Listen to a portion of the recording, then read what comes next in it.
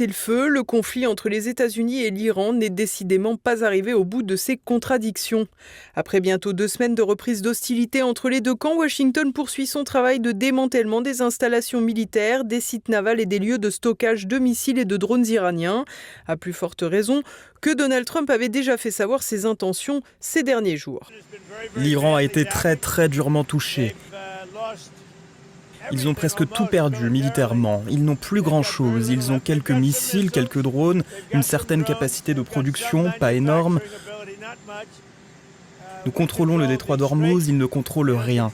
L'Iran ne contrôle rien dans le détroit d'Ormuz, mais Donald Trump a pourtant formulé une doctrine claire ces dernières heures. Pour un navire ciblé dans la zone par Téhéran, des frappes américaines cibleront des infrastructures civiles dans la foulée. Une annonce qui contrevient donc au droit international, ce qui n'a toutefois plus grand-chose d'inédit.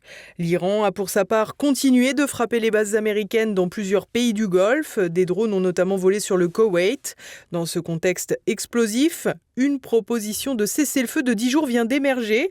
Elle émanerait du camp iranien. Sans surprise, les commentateurs la justifient par la position difficile de Téhéran après 12 jours d'hostilité intense. La proposition, transmise par le Qatar, l'Égypte et le Pakistan, serait actuellement étudiée par Donald Trump. Ce dernier semble souhaiter imposer en préalable un accord sur la navigation dans le détroit d'Ormuz. En attendant, le président américain a d'ores et déjà demandé formellement à Israël de ne pas compromettre les éventuelles négociations.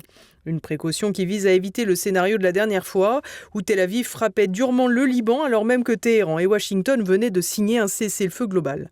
Il n'en reste pas moins que Donald Trump est dans une position délicate. En effet, après la mort de plusieurs soldats américains sur des bases des pétromonarchies, il semble vouloir donner cours à sa vengeance, tandis que les intérêts économiques du monde et ses intérêts politiques pencheraient davantage vers la résolution tant attendue avec l'Iran.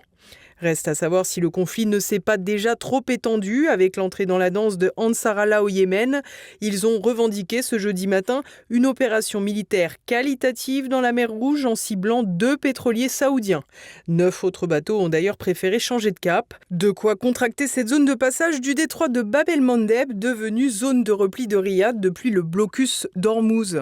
Donald Trump a d'ailleurs promis une punition militaire majeure aux Houthis. Riyad est donc entre plusieurs feux alors même que Donald Trump serait en passe de passer avec la monarchie saoudienne un accord sur le nucléaire civil en échange de la reconnaissance de l'État d'Israël.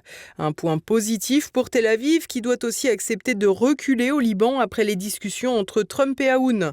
Les troupes militaires libanaises ont d'ailleurs investi une zone du sud du pays après le retrait de Tsahal de la zone. Toutefois, aucun calendrier évoquant le retrait complet n'est encore sur la table. Le président Aoun a clairement expliqué compter sur le président américain pour faire pression sur Israël.